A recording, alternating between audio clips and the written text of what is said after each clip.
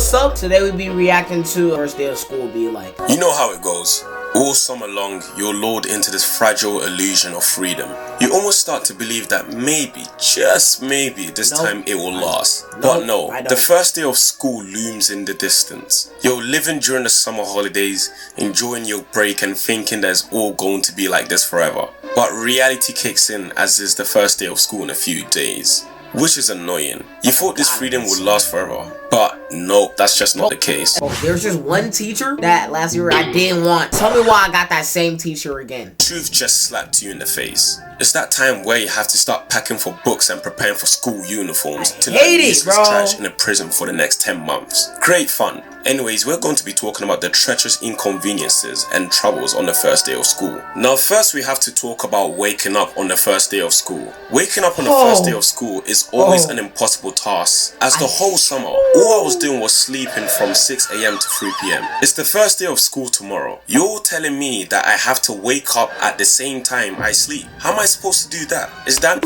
Y'all gotta agree with me on this. He's right, bro. This task is nearly impossible to complete. Like, especially on time. Not one person is really gonna tell me they're really gonna look at their phone, turn off the alarm, and actually go in the bathroom, you know, do what you gotta do. Not one of y'all gonna do that. Y'all are going to turn off your alarm and go right back to sleep. Waking up early? Who came up with the idea? That is the most painful task, bro. Damn near impossible for me to sleep on the day before school. Okay, the worst thing I hated doing was setting those alarms to help me wake up in the morning. I will have to set 10 alarms to prevent me from oversleeping. And there's another pain because I know how absolutely annoying these alarms are, especially in the morning. Those sounds alone could violate my eardrums. I'd be having urges to destroy my phone with a hammer like Pink Panther, but I can't. So I have to get up and face reality by staring at the wall for 10 minutes straight. Okay, I am staring at the wall contemplating why I was forced to be in the system I don't belong in. And mum had to make it worse by entering into my room and turning on the lights to remind me to get up for school. It's the first day of school, son. I'm up the moon. I'm excited for you, son. Yeah, mum, somehow you made the solar eclipse arrive early. Now I am legally blind. Okay, I'm about to lose my vision because of those burning lights my mum switched on in my room. And my hearing because of those irritating alarms. It's double trouble at this point. And knowing me, I will still sleep despite all of those attempts to wake me up, but I have African parents, so trying to sleep in front of them is a grave mistake. The moment they say, "Hey, if you don't wake up now," instantly I bounce out of my bed and head to the bathroom. Those words alone could wake me up without fail. Quick intervention, we're sitting at 97k subscribers, so make sure you subscribe. We're so close to 100,000 subscribers. Thanks. Next we have to talk about preparing for the first day of school. Now I don't know about y'all, but I had to wear school uniform. And our school uniform was some corny ass suit uniform that made us look like investment bankers working at Wall Street or something.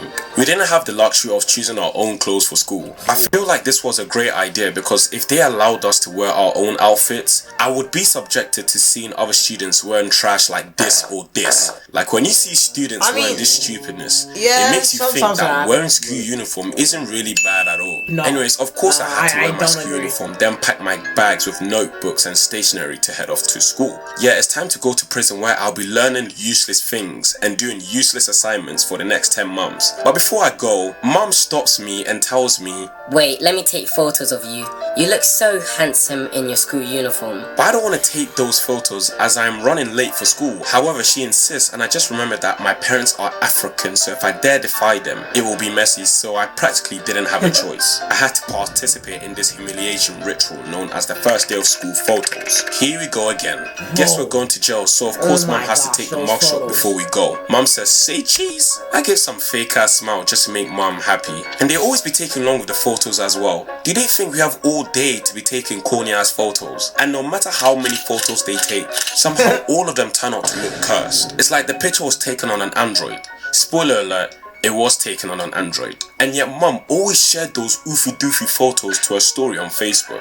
Now I'm about to get clowned by her mutuals. Okay, after being subjected to this embarrassment, I am finally dismissed to go to school. but the journey to school is a hassle within itself. In America, you often take yellow school buses to school, so I can't really speak about taking those yellow school buses. Only the Lord knows the dreadful events and tomfoolery that goes down in those great American yellow buses. Like whatever happens in the bus stays on the bus, bro. I'm gonna be so free with y'all. Cause as soon as y'all leave that bus, it's like nothing happened. But as soon as you go back, chaos erupts, bro. Can only speak about taking the iconic Great British London Red buses to school.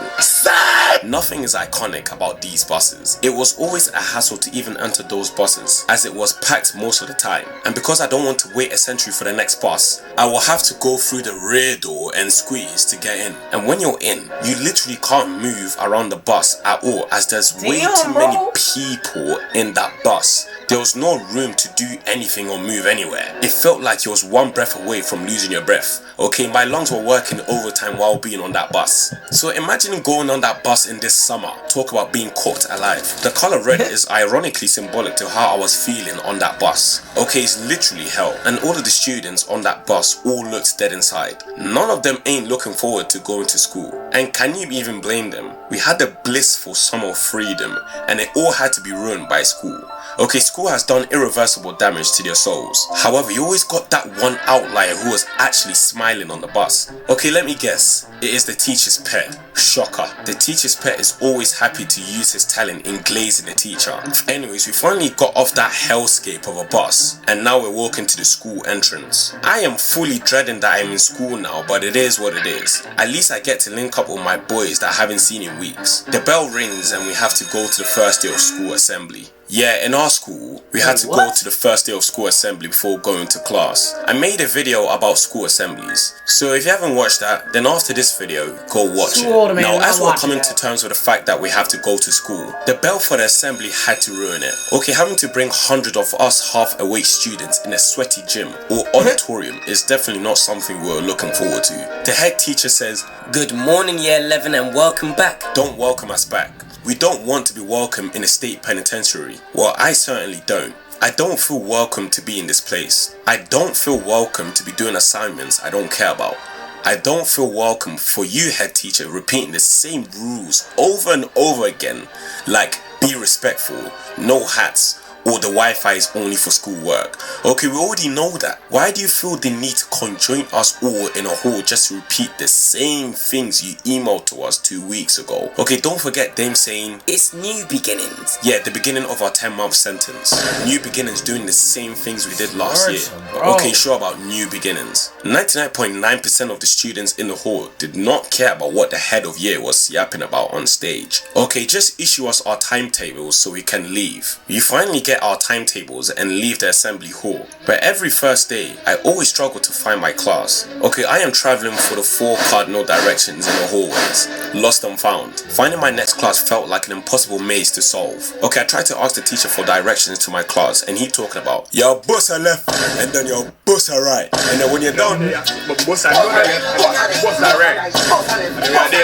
You can't miss it. The teacher is definitely Jamaican. Shout out to Jerk Chicken. But that didn't even help. Now I'm more confused than before. My brain is more fried than McDonald's chips. So I tried maneuvering around in the hallways and I ended up in the wrong class. Embarrassing! Now I have to speed through and overtake everyone in the hallways again like I'm some quarterback playing in the damn Super Bowl final. I finally managed to find my class after a century, but there was a slight problem. I was late. I entered the class late and everyone was staring at me like I am a felon. Now, I know I am handsome like the hot felon Jeremy Meeks, but chill out with the looks. It's making me uncomfortable, y'all. Stop staring at me like that. Okay, I don't want your eyes on me. I ain't Tupac. The teacher's telling me, look at the time it took for you to get here. You're late. Now go take your seat. Okay, fine, whatever. The teacher starts those icebreakers. The icebreakers is when the teacher asks the whole class to introduce themselves, say 3 interesting facts and 3 things the class did.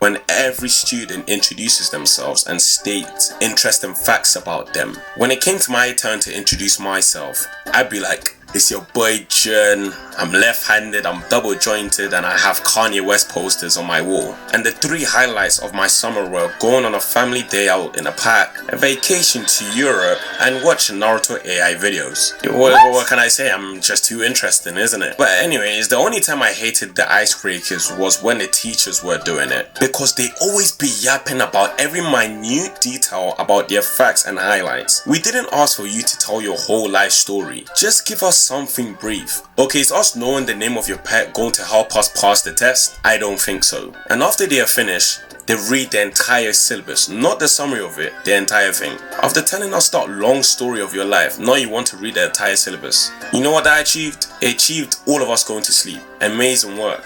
And of course they have to set us homework like usual. I hate when the teachers talk about this school year being fun and rewarding. Like, what's rewarding about subjecting us to homework? Okay, let me rephrase. We're truly grateful for rewarding us with agony, pain, and torment. Thanks a lot. For anyone that's going to school, I hope y'all don't lose your minds. Anyways, that's it. Let me know what I've missed about the first day of school. And I made a video talking about returning back to school, so go watch that now. Thanks. If y'all did enjoy the video, please like and subscribe, and yeah, peace.